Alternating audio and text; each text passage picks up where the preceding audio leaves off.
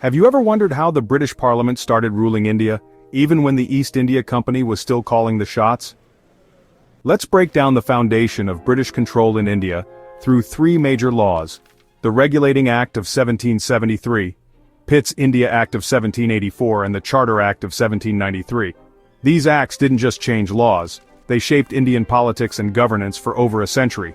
First up, the Regulating Act of 1773. After the Battle of Buxar in 1764, the East India Company got Diwani rights, that's the right to collect taxes, in Bengal, Bihar, and Orissa. But instead of acting like responsible rulers, the company's officials got greedy and corrupt. This chaos alarmed the British Parliament, sitting all the way in London. To keep the company in check, Parliament passed the Regulating Act in 1773. This was the first real step for British parliamentary control over Indian affairs. So, what changed? For one, a whole new office was created, the Governor-General of Bengal, with Warren Hastings as the first to take charge. To guide him, an executive council of 4 members was set up, and for the first time, a Supreme Court was established in Calcutta in 1774, the first British court in India. Company officials were also banned from private trade or taking bribes. The big deal here? Centralized administration started in India, but the act wasn't perfect. There were clashes within the council and confusion about who had the real authority. Those flaws led to the next big reform. Just 11 years later, Parliament realized the Regulating Act wasn't enough. That's where Pitt's India Act of 1784 comes in. Passed under Prime Minister William Pitt, it was designed to tighten control.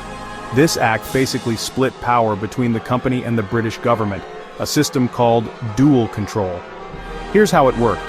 A new board of control in Britain made up of government ministers managed political affairs, while the company's court of directors kept charge of business and trade.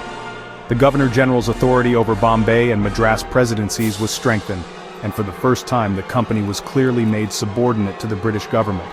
The real significance? The company was now more than just a trading body, it was an instrument of imperial rule.